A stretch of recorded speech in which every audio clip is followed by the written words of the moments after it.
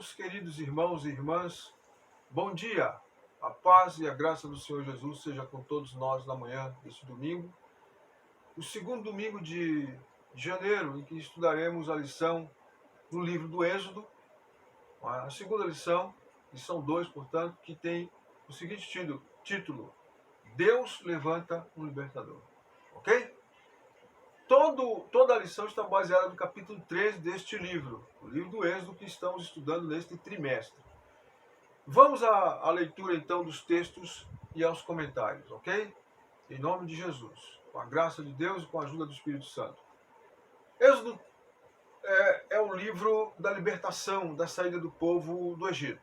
Não é? Então, disse Deus a Moisés: Eu sou o que sou. Disse mais: Assim dirás aos filhos de Israel: Eu sou, me enviou a vós. Êxodo 3, versículo 14. O histórico. O capítulo 2 de Êxodo termina dizendo que os filhos de Israel, em opressão, gemiam debaixo de dura servidão e motivados por essa servidão, clamaram e o seu clamor subiu a Deus. Êxodo 2, de 23 a 25. Decorridos muitos dias, morreu o rei do Egito, e os filhos de Israel gemiam sobre a servidão, e por causa dela clamaram, e o seu clamor subiu a Deus. E, ouvindo Deus o seu gemido, lembrou-se da sua aliança com Abraão, com Isaque e com Jacó. E viu Deus os filhos de Israel e atentou para a sua condição. Êxodo 2, de 23 a 25. É o texto que acabamos de citar. Viu Deus e atentou para eles e desceu para livrá-los. Ou seja, Deus viu, atentou e desceu para livrá-los. O capítulo 3, versículo 1 de Êxodo, começa com Deus, Jeová, se revelando a Moisés e o chamando, isto é, o vocacionando e comissionando. Apacentava Moisés o rebanho de Jetro, seu sogro, sacerdote em Midian, e levou o rebanho atrás do deserto e veio ao monte de Deus, a Horebe. E apareceu-lhe o anjo do Senhor em uma chama de fogo, no meio de uma sarça, e olhou, e eis que a sarça ardia no fogo, e a sarça não se consumia. Êxodo 3, versículos 1 e versículo 2. Eu quero fazer um breve comentário sobre esse versículo 1, quando diz que Deus veio a Moisés. Capítulo 3, versículo 1 diz que começa com Deus, Jeová, se revelando a Moisés. Deus é o Deus que se revela, ou seja, esse ato aqui é o ato da revelação divina. Deus toma a revelação, o fato de Deus tomar a iniciativa e vir em busca do homem. É Deus que vem em busca do homem.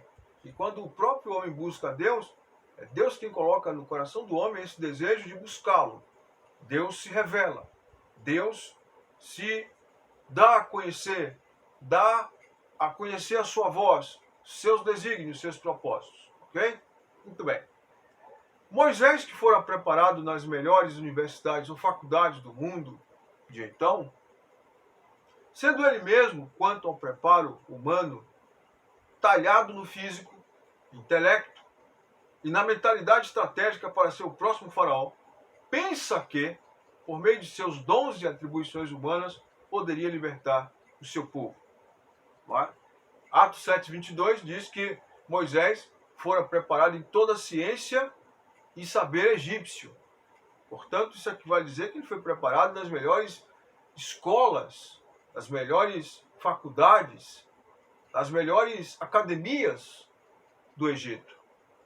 O Egito, naquela época, era o maior império, o maior e mais poderoso império do mundo, senhores. Então, Moisés, tendo já 40 anos de idade, se apresenta ao povo hebreu, seu povo, portanto, como paladino deste. Mas nem ele, Moisés, nem o seu povo, Israel, isto é, os hebreus, estavam prontos para a redenção. Não estavam prontos. Não era o momento. Não era o momento. Vontade humana não expressa a vontade de Deus. Nem sempre, na maioria das vezes não. Fazer a obra de Deus pela carne, pelo instinto, não é? Pelo ativismo, não vai obter vitória espiritual, vitórias e êxitos espirituais. Pode haver avanço humano. E é o que mais nós vemos hoje, né? Mas Deus rejeita o braço humano na sua obra, despido da sua graça, da sua unção, do seu poder, da sua hora, do seu mover, do seu querer e do seu comando. Não é como nós queremos. Não é do jeito que nós queremos, é do jeito que Ele quer. É do jeito que Ele planejou e é no tempo dEle e não é na força do braço. É na força do braço humano. É na força do braço do Senhor. Não é na força do braço humano, mas é na força do braço do Senhor. Muito bem.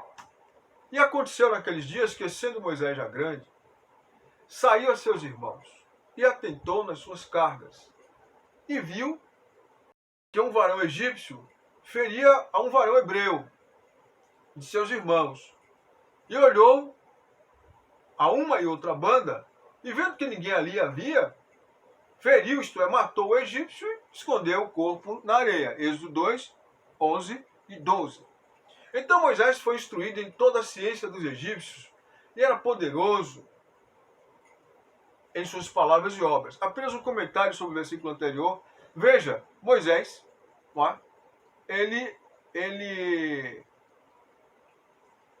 afirmando, né, o que nós falamos anteriormente, ele toma a iniciativa, pelo braço da carne, pela vontade humana, de defender o seu povo com os seus recursos humanos, com o seu saber, com o seu preparo militar, com o seu preparo atlético, e vai, defende o povo com o braço na violência, na força bruta, nas vias de fato, e mata um egípcio, comete um homicídio motivado de forma passional, a raiva que aconteceu ali no momento, tomado pela raiva que aconteceu naquele momento, e aí ele estraga todos os planos de Deus momentaneamente para a vida dele, mostrando e demonstrando que ele não está preparado para libertar o povo. E se ele insistisse em libertar o povo dessa maneira, ele teria sido morto. Teria sido morto. Moisés foi instruído em toda a ciência dos egípcios, era poderoso em suas palavras e obras. E, quando completou a idade de 40 anos, veio-lhe ao coração ir visitar seus irmãos, os filhos de Israel. E vendo, está em Atos 7, 22 a 25. É um texto que reforça, que traz luz sobre Êxodo 3, e todo o livro do Êxodo, né? É o discurso de Estevão.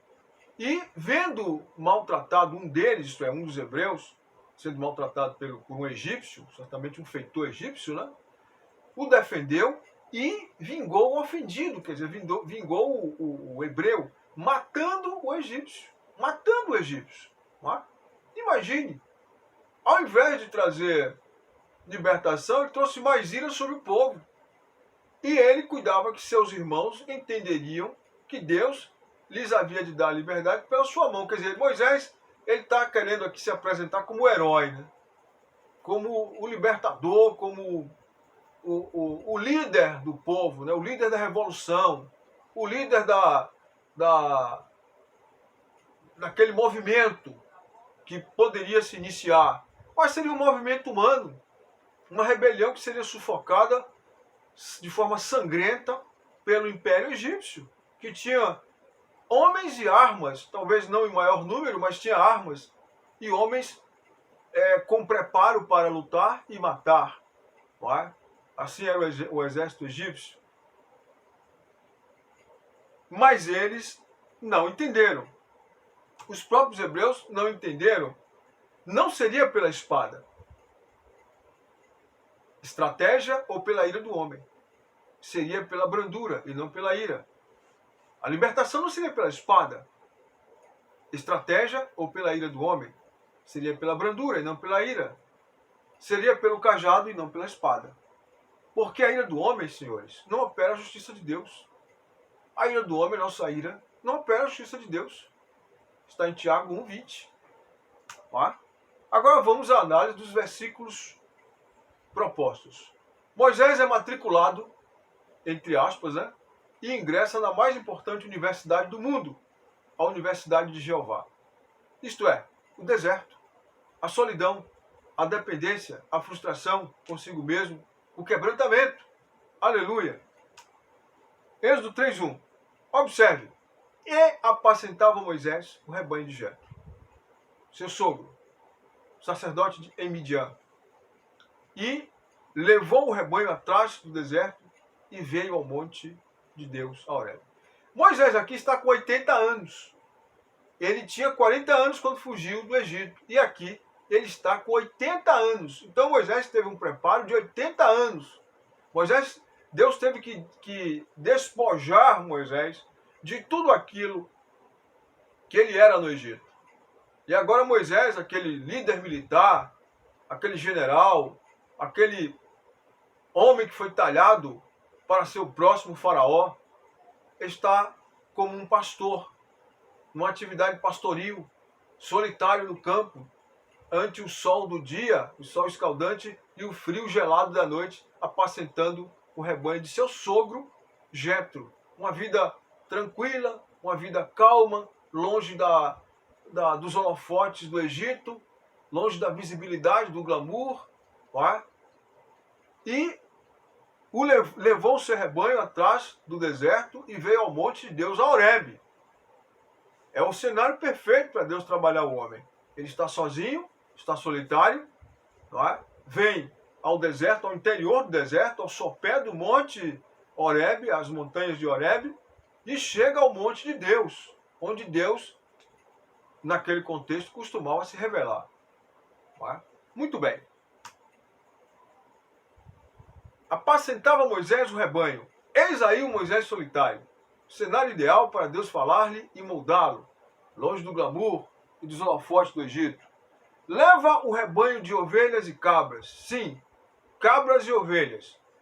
O que significa isso? Disciplina de Deus a Moisés, lidando com esses animais, símbolos da natureza, das naturezas humanas, ovelhas, isto é, pessoas mais sensíveis. Ovelhas, pessoas mais sensíveis, mais flexíveis, porém mais irrequietas, né? Ovelha é irrequieta, ovelhas apresentam problema de comportamento também.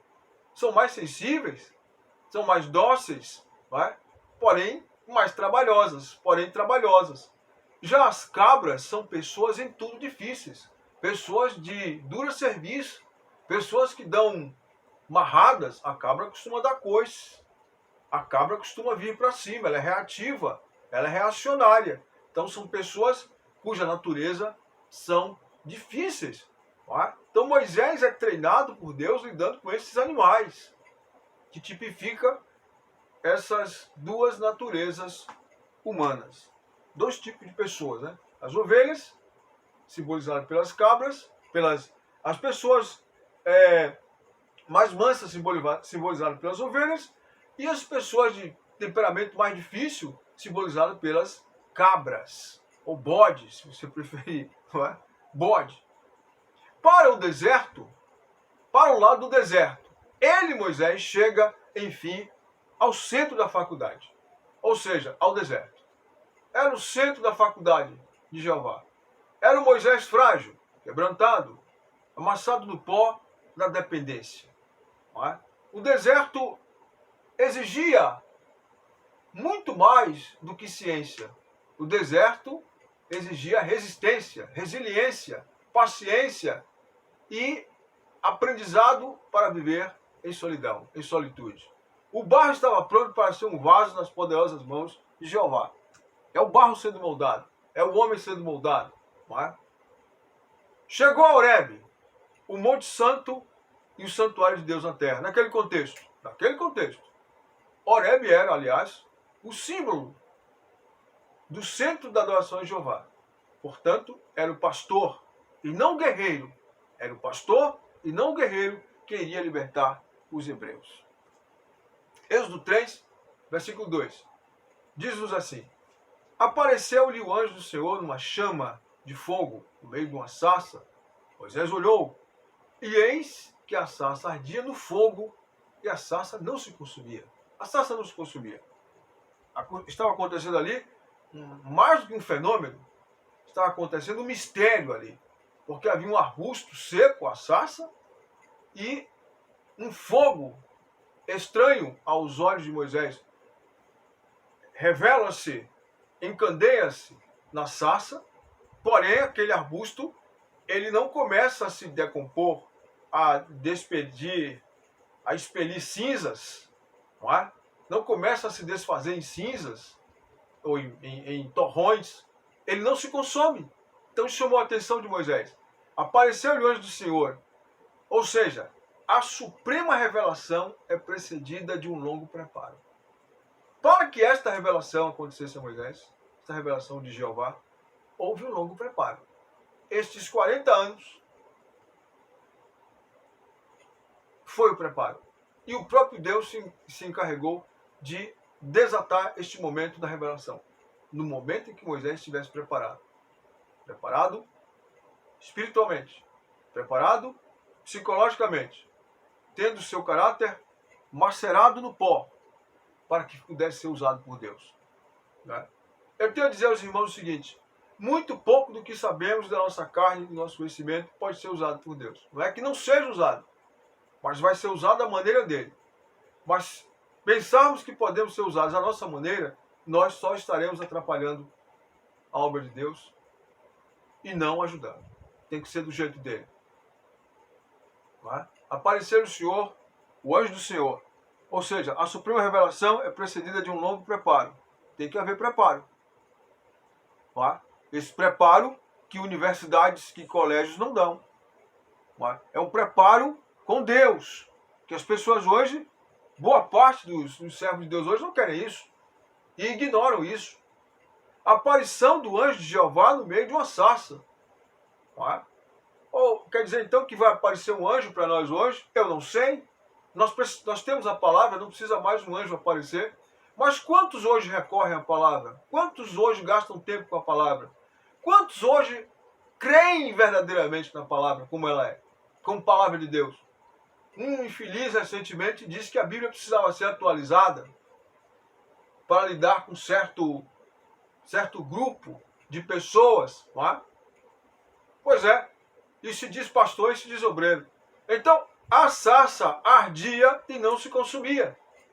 Ou seja, embora em aflição terrível, os hebreus consumidos sim, mas não destruídos. A sarça aqui bem pode simbolizar e simboliza o povo judeu, que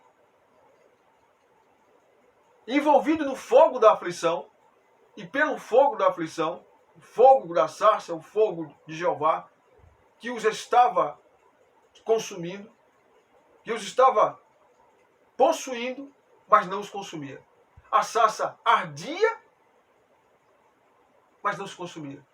Assim como a sarça ardia, aquele arbusto, e não se consumia, de igual modo Deus está revelando a Moisés e a nós que a aflição não iria destruir o seu povo. Estava ardendo, mas não iria destruí-los, consumi-los completamente. Glória a Deus. Capítulo 3, versículo 3. Então disse consigo mesmo, disse Moisés consigo mesmo, irei para lá e verei essa grande maravilha, porque a sarça não se queima. Por que a sarça não se queima? Isso chamou a atenção dele. Ele percebeu que havia algo muito sério acontecendo ali. Algo que ia para além da imaginação humana. O capítulo 3, versículo 3 de Êxodo nos explica o seguinte. A reação de Moisés é a revelação. Primeiro, qual foi a reação de Moisés? Ele se aproximou. Ele se aproximou. Segundo, ele olhou. Ele não ficou indiferente ao agir de Deus. Há pessoas que Deus está agindo, a pessoa fica indiferente. Ela não, nem sequer ora a Deus para perguntar se aquilo ali, o que é que Deus está querendo falar com ela. Ou se Deus está querendo falar com ela. Ou o que é que está acontecendo. Aliás, as pessoas entram na igreja hoje, ouvem uma pregação, ouvem uma ministração na escola dominical, vão para casa, esquecem de tudo que ouviram. E há aqueles que ouvem, mas não consideram, gostam, dizem assim, boa esta palavra, mas não consideram a palavra como palavra de Deus. Esse é o problema. Você tem que receber a palavra de Deus, a Bíblia, a palavra pregada, como palavra de Deus. E você precisa crer na palavra de Deus, você precisa crer em Deus e nos pregadores da palavra. Porque a Bíblia diz, a palavra de Deus diz, segundo Crônicas 20:20, crede no Senhor vosso Deus estareis seguros. Crede nos seus profetas e prosperareis. Então a Bíblia manda crer nos profetas, nos pregadores verdadeiros, sim. Ou você acha que Deus vai descer para falar com você pessoalmente? Se você ouve o ensinamento da Bíblia e você não pratica, você não rumina, você não recebe, é ouvinte esquecido. Não haverá nada, não haverá crescimento, não haverá revelação, não haverá cura, não haverá santificação, não haverá avanço espiritual. Pelo contrário, você não crê. Não é? Então você tem que crer, eu tenho que crer. Eu tenho que me esforçar para crer. E há esforço humano nisso sim. Então ele se aproximou, ele não ficou indiferente. Ele se aproximou para ver o que é que estava acontecendo. Notou que havia algo diferente, era um fenômeno, ou para lá de fenomenal que estava acontecendo. Ou seja, olhou, ele não somente olhou, mas ele viu. Ele olhou e viu. Tem gente que olha, mas não vê. Tem gente que está olhando, mas não vê, como tem gente que escuta, mas não ouve. Então ele olhou e viu. Ou seja, ele não somente olhou, mas ele foi além do olhar. Ele percebeu algo diferente naquela sarça. E a terceira atitude de Moisés, ele indagou sobre aquele mistério. Ele não conhecia, mas ele indaga. Ele pergunta. Pronto, o cenário está preparado para que Deus se revele a ele. O mesmo você deve fazer em sua vida. Você deve se aproximar de Deus. Eu devo me aproximar de Deus. Eu devo olhar. Eu devo ouvir. Eu devo ouvir, escutar e ouvir. Eu devo ver, olhar e ver. Eu devo ver, olhar e ver. Eu devo escutar e ouvir. São coisas diferentes. E eu devo indagar, perguntar, Senhor, o que é que está acontecendo? Por que isso? Até que Deus responda. Ele pode não responder na hora, mas ele irá responder, ou ele me dará entendimento, ele me dará graça para avançar. Agora, ficar indiferente ao que se ouve, ao que se vê, não pode ser. Não é? Êxodo 3, versículos 4 e 5 diz, vendo o Senhor, agora vem a atitude de Deus, a reação de Deus à ação de Moisés. Nós vimos a reação de Moisés à ação de Deus, em se revelar através da sarça, que ardia, mas não se consumia. E agora nós vemos a reação de Deus à ação reativa de Moisés diante da sarça. Vendo o Senhor que ele, Moisés, voltava para ver, está vendo? Deus, do meio da sarça, o chamou e disse, Moisés, Moisés! Ele respondeu, eis-me aqui. Deus continuou, não te chegues para cá. Tira a sandália dos teus pés, porque o lugar em que estás é terra santa.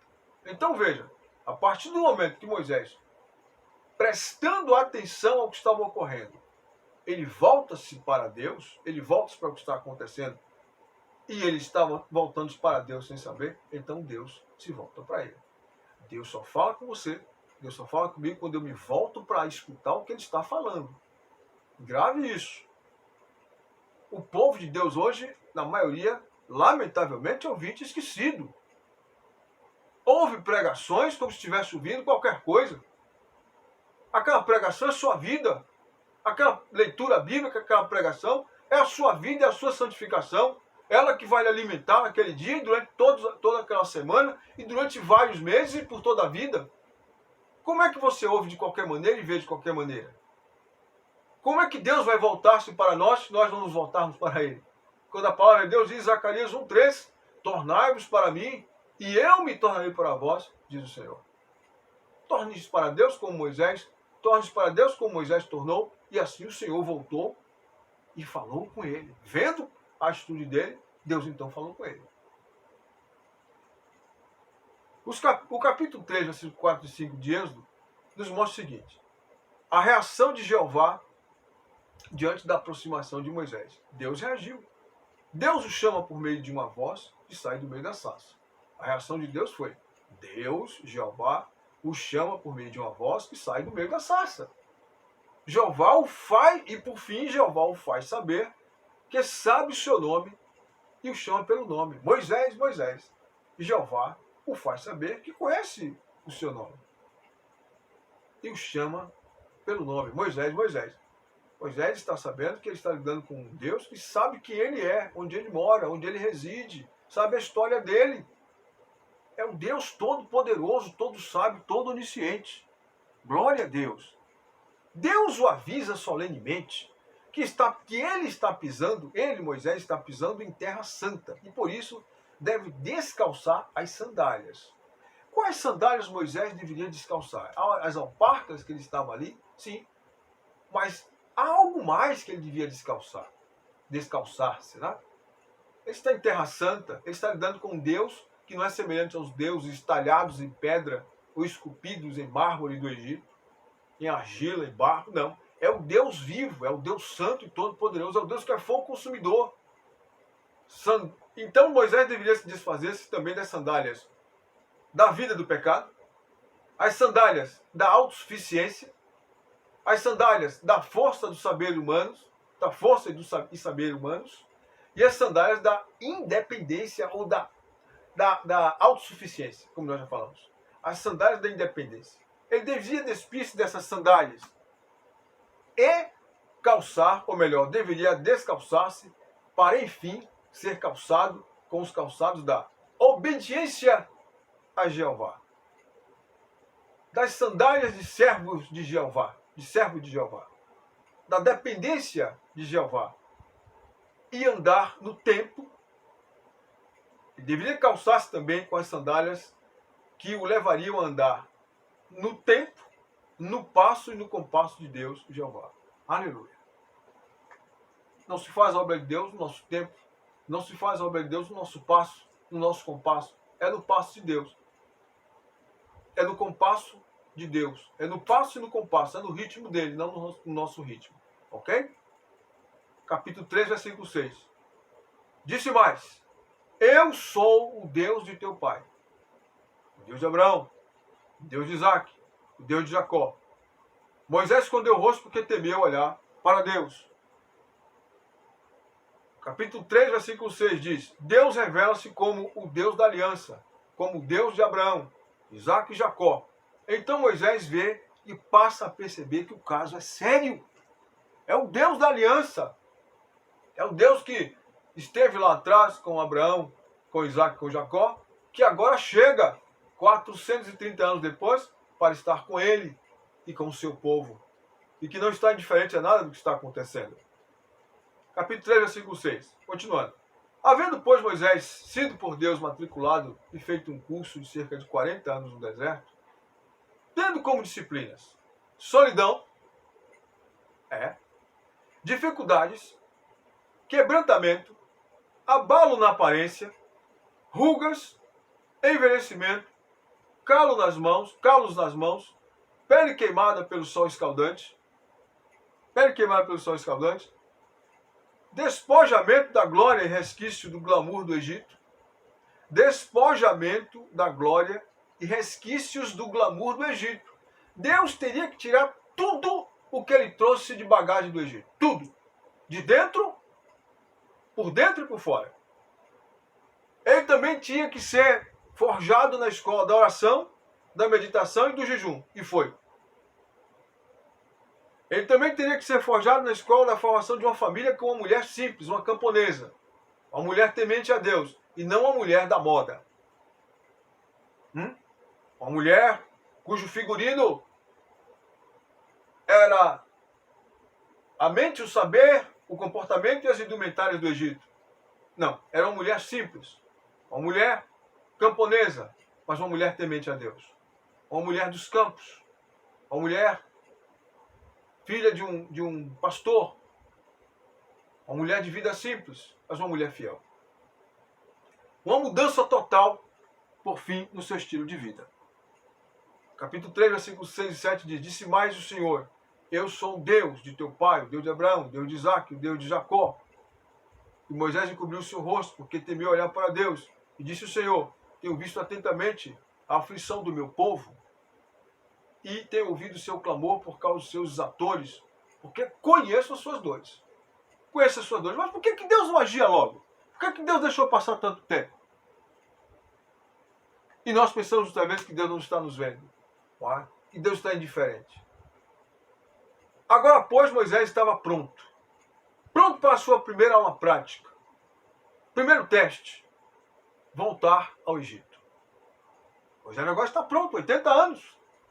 80 anos. Passa 40 anos no Egito. 40 anos, melhor dizendo, em Midian. Ele passa 40 anos no Egito, dos 0 aos 40 anos, vai para Midian, fugindo da ilha do rei, passa mais 40 anos sendo preparado por Deus, sem saber que está sendo preparado. E agora está pronto para a sua primeira aula prática. Seu primeiro teste, voltar ao Egito. Jeová deixa claro que é o Deus de seus pais, o Deus Todo-Poderoso. Deixa claro que sabe e conhece bem os sofrimentos de Israel no Egito. E o motivo desses sofrimentos. Deus sabia e sabe por que o povo está sofrendo. Não era à toa, havia um propósito. Lembre-se, há um propósito. Há um propósito em cada coisa que acontece. É estranho para mim, é estranho para você. É doloroso para mim, é doloroso para você. Mas há um propósito. Havia um propósito naquele sofrimento. Havia um propósito naquele sofrimento.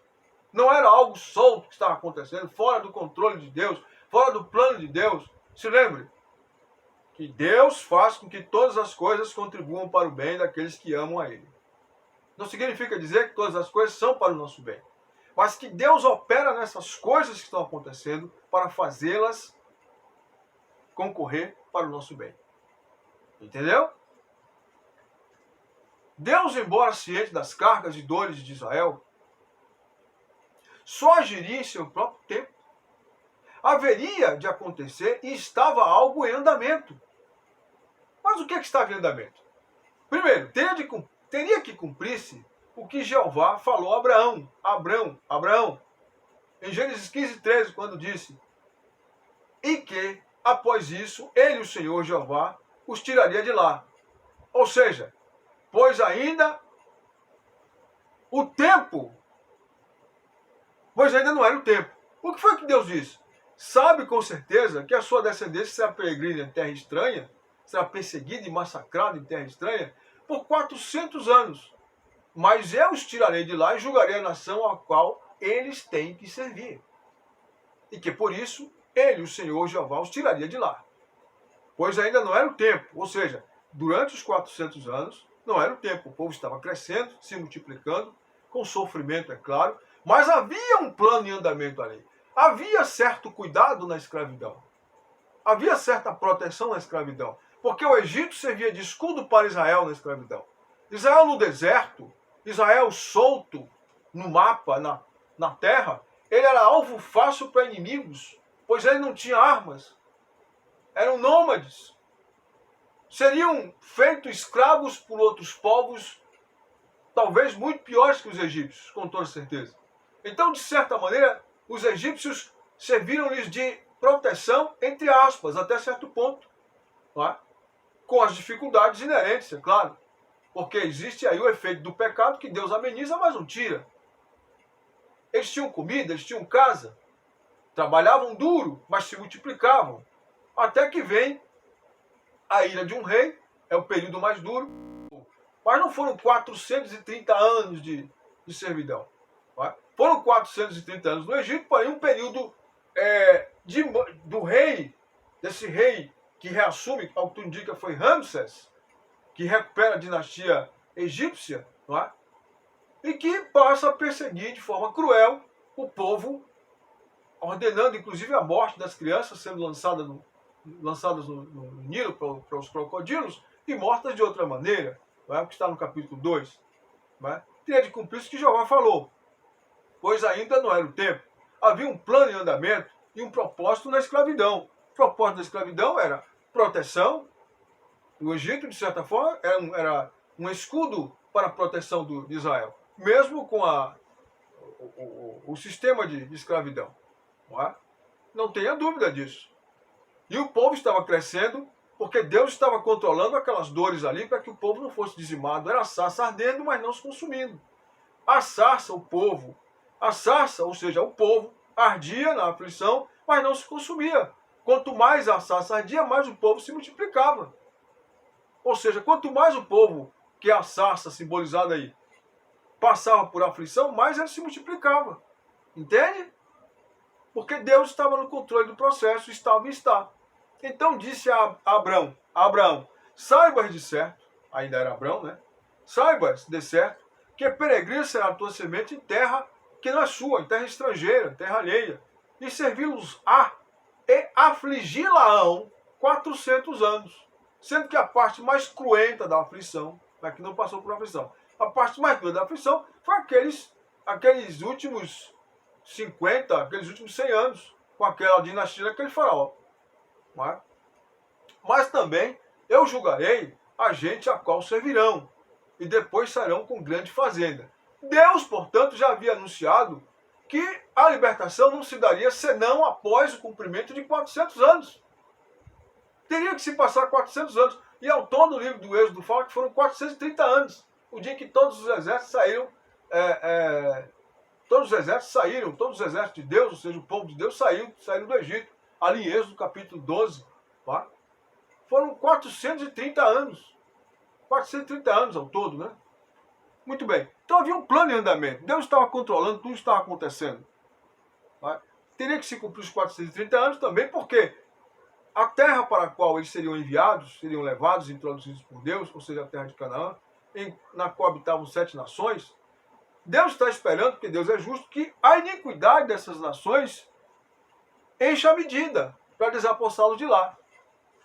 Entendeu? Porque Deus não tira, não destrói uma pessoa assim, um povo, porque deu na telha dele, não. Primeiro, ele é justo. E ele tem que dar tempo para que este povo, esta nação, esta pessoa, esta família, enfim, se arrependa. Dado este tempo, que eu e você não sabemos quanto tempo é, porque ele dá para cada um, esgotado este tempo que foi dado, então, ele pode dar o basta. Ele não havia dado o basta ainda para essas 7 nações. O Eteu, o Eveu, o Amorreu, o Girgazeu, o Jebuseu, né, o Amorreu. Tá? Esses povos que compunham ali a habitação de Canaã. Deus diz que ainda não havia enchido a medida dos pecados deles.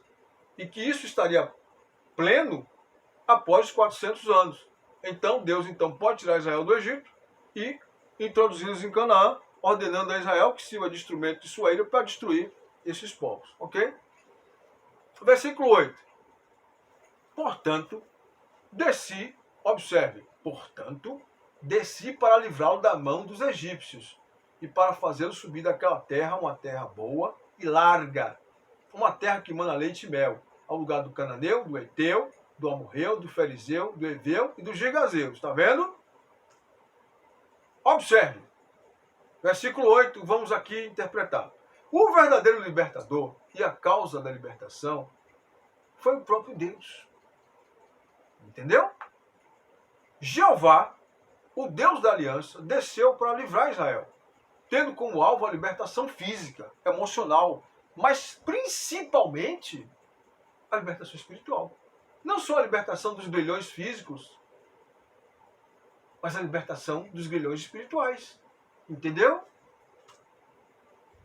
Êxodo capítulo 3, versículo 9 diz: E agora, eis que o clamor dos filhos de Israel chegou a mim, e também tenho visto a opressão com que os egípcios oprimem.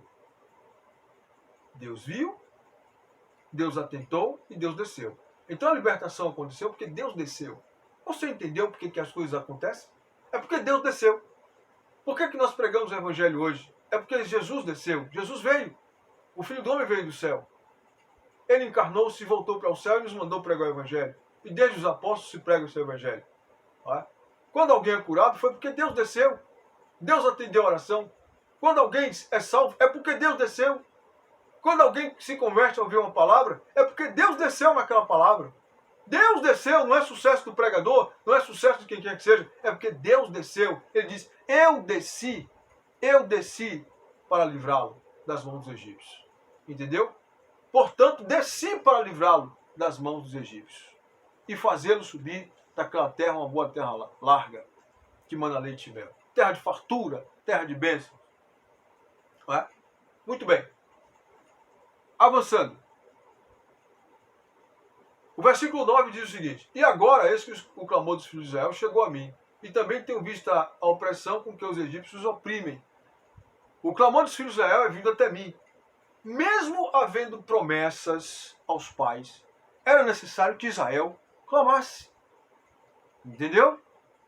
As coisas não vão acontecer porque Deus prometeu, então eu vou ficar aqui de braços cruzados, eu não vou orar, eu não vou clamar, eu não vou me pôr em oração, velar diante de Deus em oração. Não, não é assim não. Mesmo havendo promessas, e Deus havia prometido e dito que tudo isso ia acontecer, era necessário que Israel clamasse. E o que isto expressa, e o que é que isso expressa? Fé, dependência, confiança, devoção. Quando você clama, você está crendo no que foi prometido. Você está demonstrando dependência e você está demonstrando confiança, além de desenvolver comunhão, enquanto você clama, enquanto você ora. Entendeu? Esse é o método de Deus. Não existe outra maneira não, meu filho. Não existe outra maneira. Ah, não, Deus prometeu, então eu vou ficar aqui deitado em berço esplêndido, eu não vou lutar, eu não vou clamar, eu não vou crer, eu não vou exercitar a fé, tudo vai acontecer assim. Não, não é assim não. Nós temos que clamar, nós temos que mostrar a nossa fé com as nossas obras. Entende? Mostrar que nós cremos. Não é? Mostrar, e obediência e fé se mostra com obediência, com adoração sincera, com atitude sincera. Não é? Se mostra que se crê como? Praticando a palavra. Como é que eu mostro que creio na palavra? Lembrando dela e praticando ela na minha vida, no meu viver diário. Entendeu? Não é me esquecendo, jogando para trás a palavra de Deus e agora eu vou fazer do meu jeito aqui. Não, aqui na igreja é uma coisa, mas lá fora no mundo é outra. Não, não é assim não. Nós temos que praticar a palavra. E quando não praticarmos, nós temos que nos corrigir, nos julgar, para que não sejamos repreendidos e condenados pelo Senhor. Entendeu? É isso. Versículo 10 diz assim: vem agora, pois, eu te enviarei a Faraó, para que tires o meu povo de Israel do Egito. Entendeu? Deus desceu e disse: eu vou enviar você. Moisés, quem vai tirar sou eu, agora eu vou enviar você. Você vai tirar, mas quem já foi à sua frente sou eu. Entendeu? Eu vou mandar o meu anjo à sua frente, meu anjo vai com você, quiser a minha presença, o anjo da minha presença, para tirar o meu povo. Você vai ser um instrumento, Moisés. Porque ele não pode me ver. Ele vai ver você, mas quem vai estar à sua frente e atrás de você sou eu. Quem vai estar sobre você agindo sou eu. É o seu cajado, mas é o meu poder que vai estar entrando em ação para confirmar cada ação que você fizer e disser a Arão para que faça. Já que Moisés era como Deus, falando, e Arão era o profeta. Não é? Era Arão que executava os milagres. Não é? Muito bem. O versículo 10 mostra que, embora fosse Deus, embora fosse Deus através de seu anjo, a causa da libertação, o meio seria Moisés. Ou seja, o versículo 10 mostra que, embora fosse Deus através de seu anjo, a causa da libertação, o meio seria Moisés. Deus é a causa. Agora o meio pelo qual a libertação se daria era Moisés. Nós somos apenas o meio, irmãos. A causa é Deus. A causa é Jesus. A causa é o Espírito Santo. A causa é a palavra de Deus. Nós somos o meio. Nós não somos nada mais do que o meio. E já é muita coisa. Sermos o meio. Deus não precisa de nós. Mas ainda assim Ele quis precisar de nós, sem precisar de nós. Porque Ele é maravilhoso. Porque Ele é bondoso e nos inclui no processo. Glória ao seu santo nome. Versículo 11 diz: então Moisés disse a Deus: quem sou eu que vá a Faraó e tire os filhos de Israel do Egito? Quem sou eu que vá a Faraó e tire do Egito os filhos de Israel? E disse Deus: certamente eu serei contigo. Aqui está o segredo. Moisés agora é um homem macerado no barro, um homem pronto, um homem despido da autossuficiência, aquele homem que pegou a espada e matou o egípcio, cheio de si, não é? Aquele sentimento de prepotência, de orgulho, de poder próprio, não é? De ensimesmado, todo ensimesmado. Ele está despido disso. Ele agora está ali, após 40 anos, no anonimato, esquecido. Não é? Ninguém no Egito se lembra e nem sabe que ele está vivo. Mas o Deus Todo-Poderoso estava olhando para ele e preparando ele para aquela grande missão.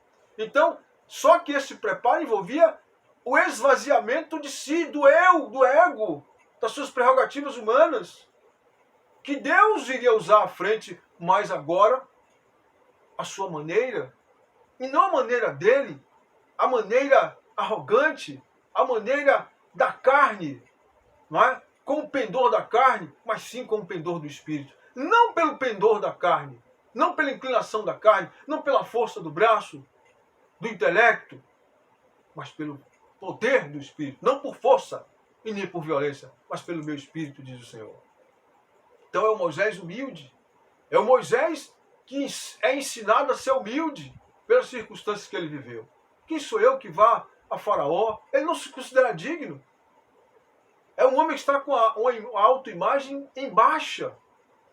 Está pronto para ser usado por Deus, para ser cheio do Espírito de Deus. Ninguém pode ser cheio do Espírito de Deus, cheio de si mesmo, cheio de sua autossuficiência, montado no cavalo da autossuficiência, no salto alto da soberba. Não, porque adiante da honra vai a humildade.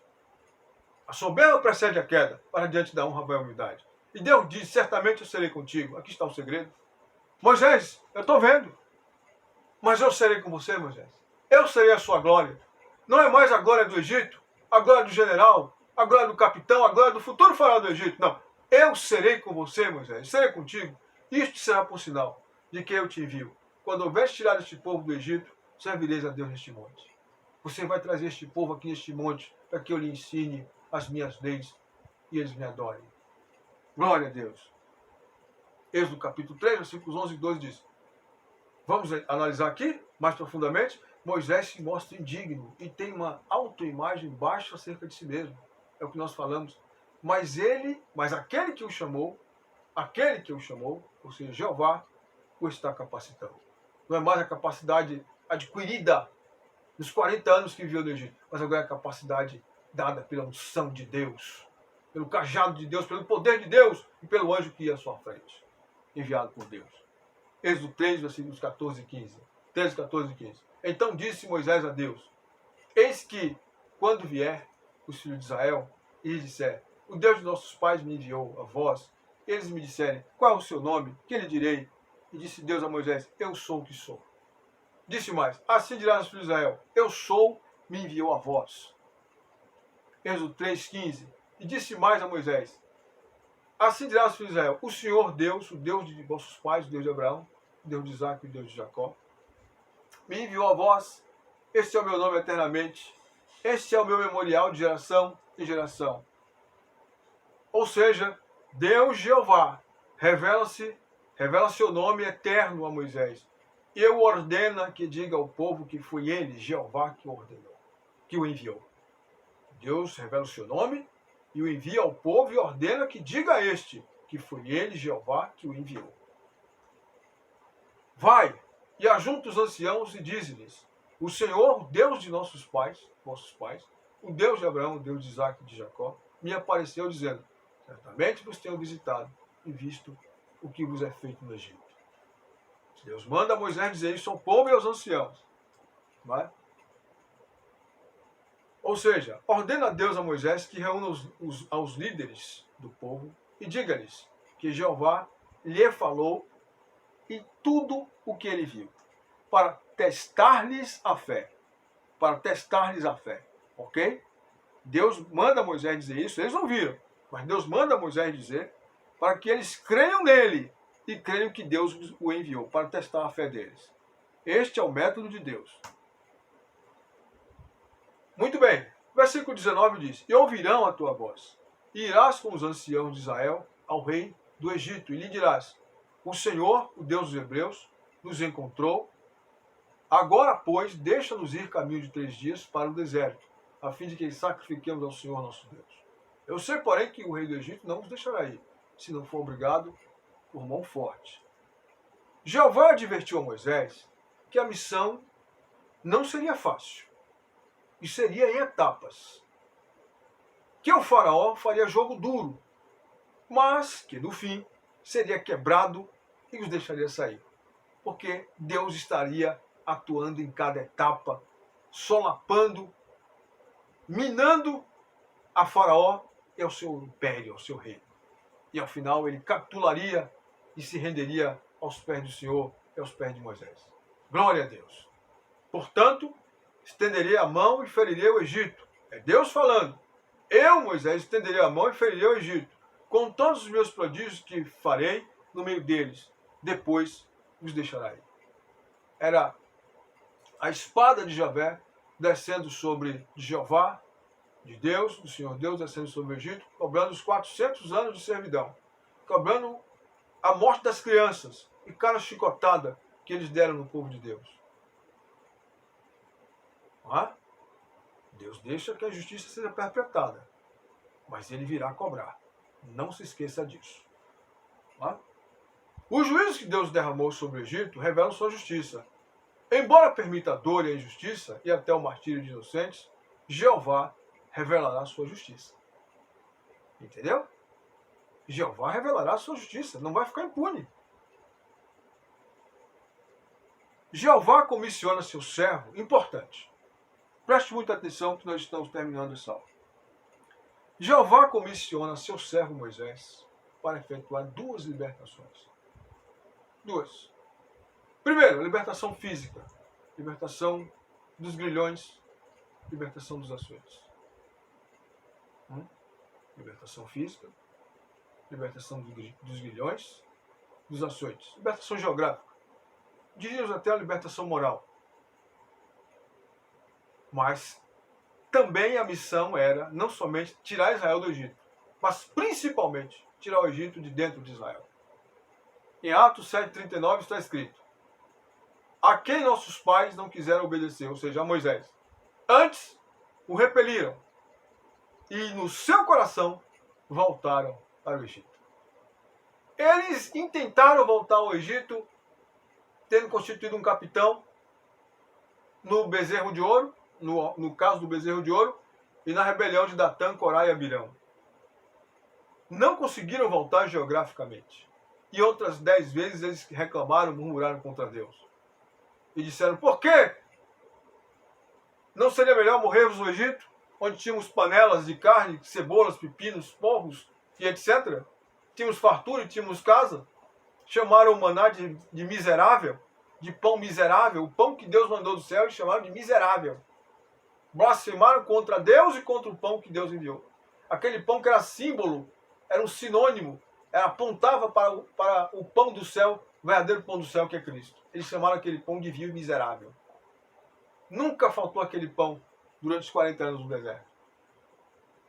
Eles não voltaram fisicamente para o Egito, mas em seus corações eles voltaram. Irmãos, isso é muito sério.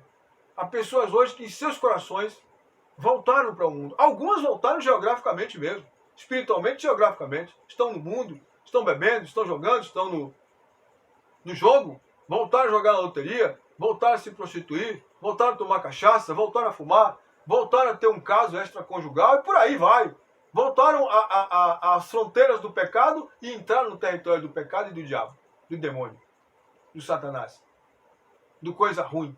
Mas existem aqueles que não voltaram dessa maneira, mas voltaram em seus corações e estão dentro da igreja. Que Deus tenha misericórdia de você, que Deus tenha misericórdia de mim. Se arrependa hoje do seu pecado, se for o caso, ouvindo essa palavra, prostre-se diante do Senhor e dê lugar ao seu espírito. Arrependa-se enquanto você pode, no dia que se chama hoje. Hoje, se ouvirdes a sua voz, não endureça o seu coração. Você voltou ao Egito em seu coração? Você é um daqueles, ou uma daquelas que diz: quando eu não era crente eu vivia melhor? Você está blasfemando contra Deus, se blasfemou contra Deus. Peça perdão a Deus e agradeça a Deus pela sorte que Ele deu. Porque não é sorte, pela herança que você tem hoje, desde o dia que você recebeu Jesus, desde o dia que Jesus recebeu você. Eu termino dizendo que a graça do Senhor seja com todos nós. Amém.